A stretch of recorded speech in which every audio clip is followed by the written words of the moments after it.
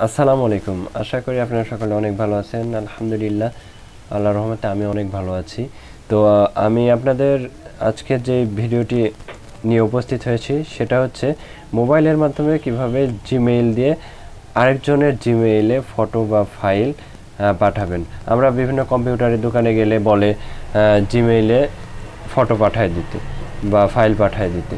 তো কিভাবে আপনারা মোবাইল দিয়ে সেটা করবেন সেটা দেখাবো। আমার চ্যানেলে গত একটি ভিডিও দিয়েছিলাম ল্যাপটপ দিয়ে কিভাবে ফাইল ট্রান্সফার করা যায় জিমেইলের মাধ্যমে।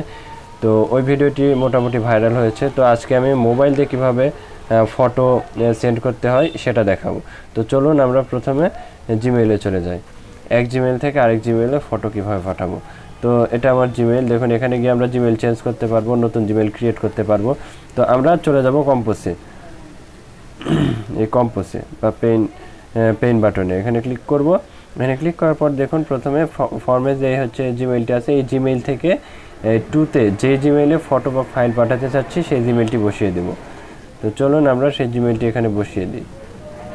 জিমেইলটি বসানোর পর এখানে আপনারা সাবজেক্ট আপনার ইচ্ছা মতো বা যে রিলেটেড যেটা পাঠাতে চাচ্ছেন সেই সাবজেক্টটি এখানে বসিয়ে দেবেন। তো আমরা না দিলেও কোনো সমস্যা হয় না।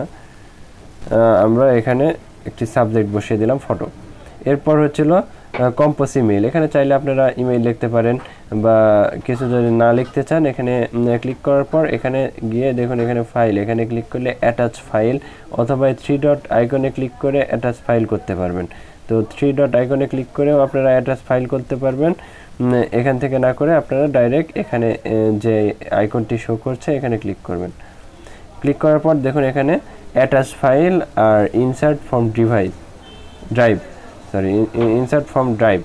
তো ড্রাইভ থেকে আপনারা হচ্ছে এখানে ইনসার্ট করতে পারবেন। আমরা অ্যাটাচ ফাইল এখানে ক্লিক করব। এখানে ক্লিক করলে দেখুন আমাদের ফাইল ম্যানেজারে নিয়ে চলে আসবে। তো এখানে গিয়ে আপনারা চাইলে আপনাদের ফাইলে যাইতে পারেন। এখানে 3 ডট আইকনে ক্লিক করে এখানে ইমেজ আছে, ভিডিও আছে, অডিও আছে, ফাইল আছে, ড্রাইভ আছে বা হচ্ছিল আপনাদের মেমোরি আছে। তো আমরা এখান থেকে একটি ফটো সিলেক্ট করে নিই। এই ফটোটি এটা ফাইল, আমরা এখান থেকে একটি ফটো সিলেক্ট করব, যেমন এই ফটোটি। এটা সিলেক্ট করার পর আমরা যদি এই সেন্ডে ক্লিক করি তাহলে কিন্তু সেন্ড হয়ে যাবে, সেন্ড হয়ে গেছে অটোমেটিক সেই জিমেইলে। তো আমরা এভাবে একটি কম্পিউটারের দোকানে গিয়ে বা যে কোনো কেউ যদি ইমেইল দিয়ে বলে একটি ফাইল অথবা ফটো সেন্ড করতে, তাহলে আমরা এভাবে করব। তো আজকের ভিডিও পর্যন্তই। ভালো থাকবেন, সুস্থ থাকবেন। আল্লাহ হাফেজ। আসসালাম।